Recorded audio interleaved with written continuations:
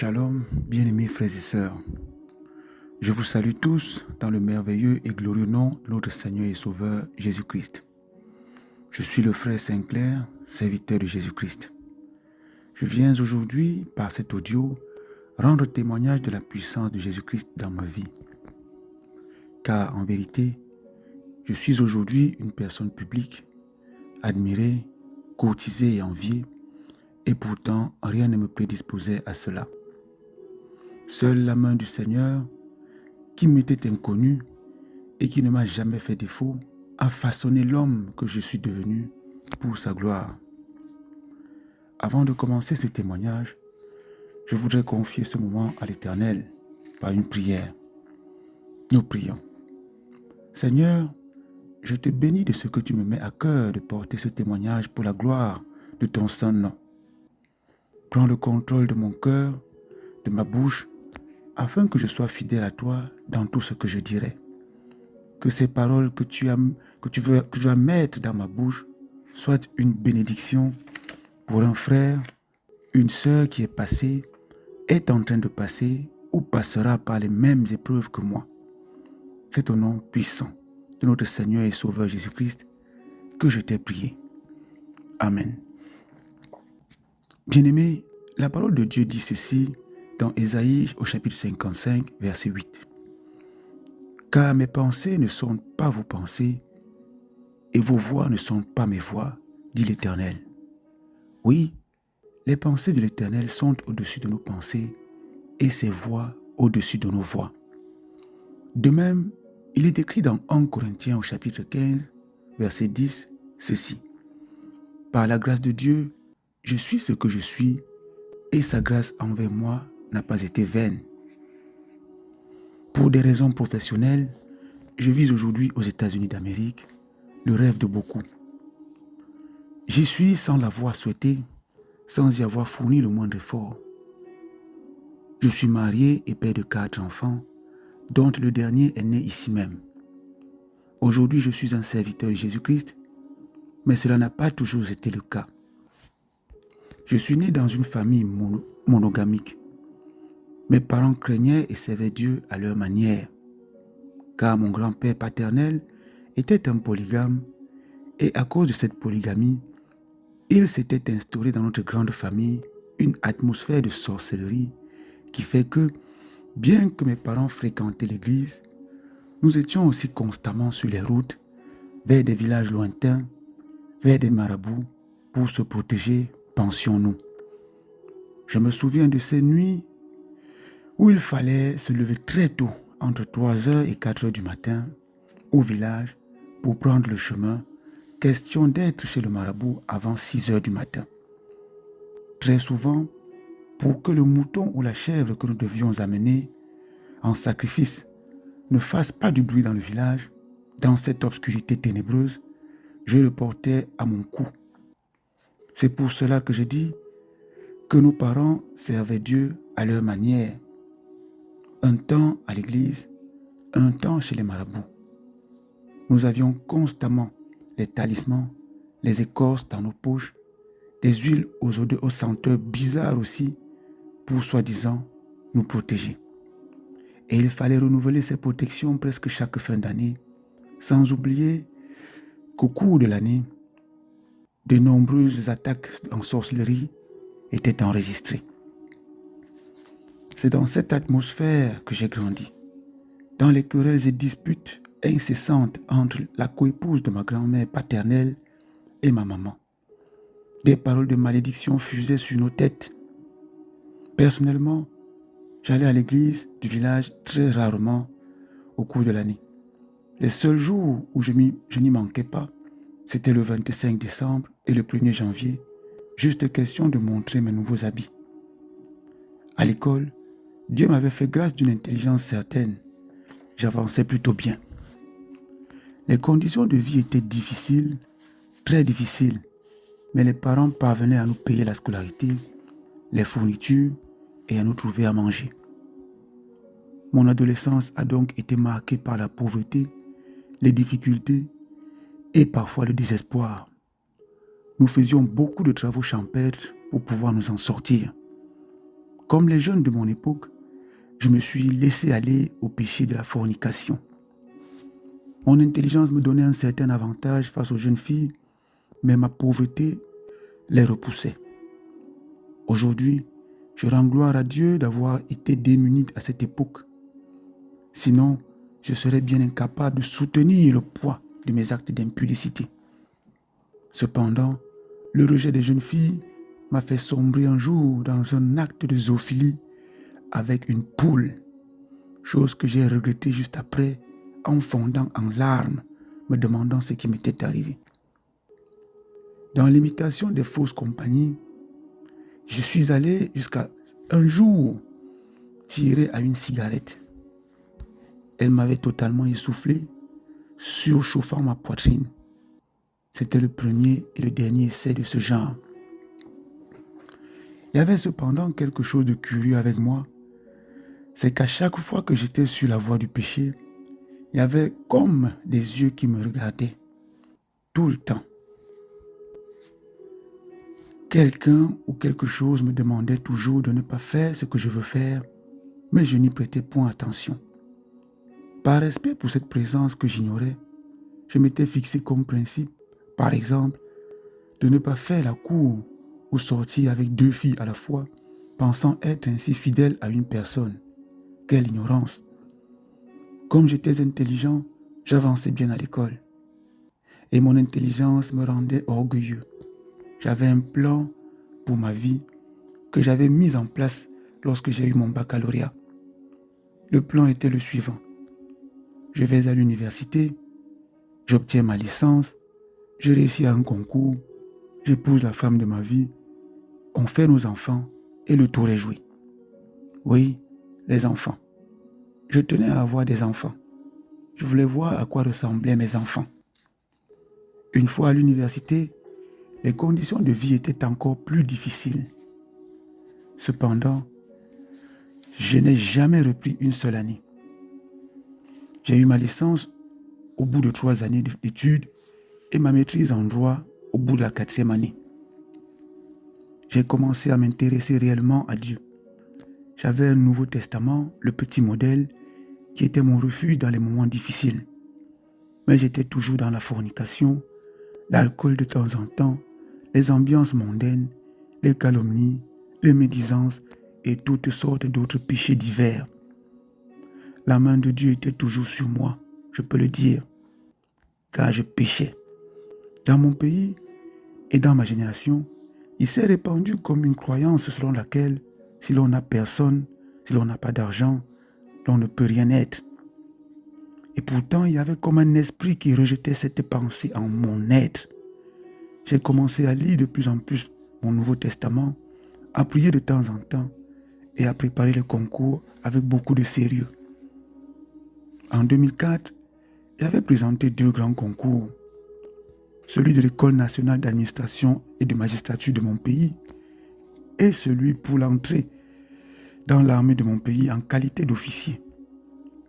Pour me démontrer sa présence dans ma vie, Jésus-Christ a fait un miracle. Sans appui humain, sans argent, pas de grand dans ma vie, j'ai été définitivement reçu aux 2 concours, simultanément. J'avais plutôt l'embarras du choix entre aller à l'ENAM et aller en France suivre la formation d'officier, puisque c'est là où ce concours me conduisait pour ma formation. Le Saint-Esprit, je peux le dire aujourd'hui ainsi, que je ne connaissais pas encore à l'époque, m'a amené à choisir l'armée où règne la discipline, le respect de la hiérarchie et la progression graduelle. Ce sont des arguments que je recevais en esprit. Pardon. J'ai fait 2 années de formation à l'étranger pendant lesquelles j'ai découvert quasiment le monde entier, car nous voyageons beaucoup. J'ai fait l'Europe, l'Amérique du Nord, l'Amérique du Sud, l'Afrique et plus tard l'Asie. Malheureusement pour moi, pendant ces périples, j'ai continué à déshonorer celui qui me faisait tant de bien, Jésus-Christ, par des actes de fornication pendant les voyages autour du monde. En 2006, je rentre au Cameroun après ma formation. je retrouve mon ancienne petite amie de l'époque, faux fidèle que j'étais. Je décide de ne pas aller avec elle tant qu'elle et moi n'avons pas fait des examens médicaux pour s'assurer que tout va bien pour chacun de nous. Ce qui ne m'a quand même pas empêché de la tromper entre-temps avec 2 anciennes copines, 2 anciennes connaissances. Quand nous nous laissons séduire par le mal. Puis nous avons fait notre premier pas dans le mariage coutumier et elle est officiellement rentrée chez moi après que les examens aient démontré que nous étions tous en bonne santé.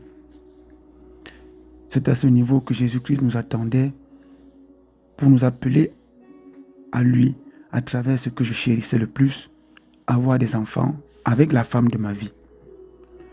Bien-aimés, très souvent le Seigneur nous laisse courir dans nos différentes voies, espérant que nous finirons par nous rendre compte de notre perdition. C'est pour cela que la parole de Dieu dit dans 2 Pierre au chapitre 3, verset 9, ce qui suit. Le Seigneur ne tarde pas dans l'accomplissement de la promesse, comme quelques-uns le croient, mais il use de patience envers vous, ne voulant pas qu'aucun périsse, mais voulant que tous arrivent à la repentance. Oui, j'avais beaucoup couru dans le péché, sans jamais me repentir. J'avais couru dedans, et malgré cela, le Seigneur me bénissait, pensant que j'allais finir par m'arrêter et regarder à lui. Que non, je continuais dans l'orgueil. Ma femme étant rentrée chez moi, nous avons passé 1 mois, 2 mois, 3 mois, 4 mois, puis beaucoup de mois de vie ensemble sans qu'elle n'ait le moindre retard. Nous avons commencé à nous poser des questions et la famille aussi est entrée dans la danse. Nous avons commencé à courir dans 2 directions principales, les hôpitaux gynécologiques et les marabouts. Dans les hôpitaux, les médecins ne trouvaient aucun obstacle à la procréation, ni chez ma femme, ni chez moi-même. Ils nous prescrivaient néanmoins des produits que nous consommions en vain. De l'autre côté, nous étions constants au village pour rencontrer des marabouts qui eux aussi donnaient potions, écorces et bien d'autres choses, et rien ne marchait et le temps passait. Plus d'une fois, mon petit frère, qui était très engagé dans la foi, nous a rendu visite et nous a demandé d'aller poser notre problème à notre pasteur. Nous l'écoutions d'une oreille, mais nous n'avions pas exécuté son conseil. Nous avons continué dans nos 2 voies principales. Un jour, ma femme est allée dans un centre où l'on propose des fécondations in vitro. Je l'y ai déposé à 6 heures du matin, très tôt, puisqu'il fallait y être tôt pour être reçu en priorité, afin qu'elle puisse rencontrer un spécialiste. Et jusqu'à 23 heures passées, à l'heure où je sortais du bureau ce jour-là, tardivement, elle était toujours là-bas, attendant le fameux spécialiste qui se faisait toujours annoncer. Puis, une ultime fois, nous sommes repartis au village, d'où nous avons encore ramené des écorces, des potions, des talismans. De retour du village cette nuit-là, nous nous sommes nous-mêmes posé la question de savoir ce qui n'allait pas avec nous. Si au lieu de passer toute une journée dans un hôpital, comme elle l'avait fait, et si on priait, est-ce que cela ne marcherait pas? Au lieu des écorces, potions et autres produits médicaux, talismans et consorts, et si on essayait aussi Dieu, comme nous l'avait proposé notre petit frère? Alors le lendemain matin, poussés comme par un esprit, nous sommes allés nous-mêmes jeter tous les produits ramenés du village la veille. Et l'après-midi, nous étions chez notre pasteur. Nous avons posé notre problème et le pasteur nous a confié à un couple d'anciens d'église, couple très fervent dans la foi, qui nous a appris ce que c'est que la confession des péchés, la repentance. Nous avons travaillé pendant des semaines avec ce couple, question de déposer aux pieds de Jésus-Christ tout ce que nous avions chacun amassé comme péché et renoncer à notre ancienne vie pour engager une vie nouvelle en Jésus-Christ. Le jour de la prière de fin de notre cure d'âme, nous avons été bénis et nous sommes rentrés chez nous. Depuis lors, nous avons commencé à comprendre la vie et à voir les choses autrement. Le changement dans nos vies était tellement palpable. Il y avait une atmosphère de paix, de quiétude dans notre cœur, dans notre vie, dans notre maison. Il n'y avait plus de talisman, d'écorce, de potions, rien. Il n'y avait plus de peur dans nos cœurs, d'inquiétude quelconque. C'était la sérénité. Pour une fois dans nos vies, Jésus-Christ venait de nous pardonner tout notre noir passé. Il venait de nous laver, de nous purifier de nos souillures. Il venait de nous redonner un vêtement nouveau. Il venait de récupérer nos fardeaux que nous lui avions apportés. Bien-aimé, à peine 3 semaines plus tard, ma femme avait un retard. C'est comme cela que nous avons eu notre premier enfant. Car notre Seigneur est un Dieu fidèle qui pardonne les iniquités et couvre les péchés de ses enfants de son sang, lorsque ceux-ci s'humilient et les lui apportent. Aujourd'hui, nous sommes parents de 4 enfants. Jésus-Christ qui nous a tendu la main se glorifie chaque jour dans notre vie. Il marche depuis lors avec nous et nous fait trouver grâce devant tous et en toutes choses, car l'Éternel est un Dieu fidèle et compatissant. Bien-aimé, je ne sais pas par quelle situation tu passes en ce moment. As-tu perdu le sommeil à cause de l'infertilité, du chômage, du célibat, des esprits impurs et des oppressions sataniques? Ne cours plus partout et nulle part. Jésus-Christ t'appelle. Va à lui avec tes fardeaux et il t'en délivrera. Cherche son royaume et sa justice d'abord. Tout le reste n'est que détail. Il est le Dieu qui relève l'indigent du fumier pour le faire asseoir avec les grands. Par sa grâce, nous sommes aujourd'hui ce que nous sommes et nous ne cesserons jamais de le glorifier. Voilà le témoignage que j'avais à rendre de Jésus-Christ et de sa puissance agissante dans la vie de quiconque se jette en ses bras. Que ce témoignage bénisse quiconque traverse en ce moment les mêmes difficultés que nous et aura la grâce de l'écouter. Venez à Jésus-Christ, il vous appelle, il est la solution à toutes choses. Nous prions pour recommander ce témoignage à la grâce du Seigneur. Père éternel, nous te bénissons et nous t'adorons, toi qui des ténèbres dans lesquelles nous étions plongés, nous as appelés à ton admirable lumière. Par ta grâce et par ta grâce seule, Seigneur, aujourd'hui nous sommes devenus ce que nous sommes. Que cette grâce s'étende en ce moment même sur chacune de tes brebis qui se battent seules avec leurs difficultés et qui pourraient écouter ce témoignage. Que ta grâce les touche et les ramène à tes pieds afin que tu accomplisses, Seigneur, dans leurs différentes vies, les prodiges, les transformations dont toi seul es capable. Donne-leur d'enlever leur regard du monde et de les fixer sur toi et sur toi seul.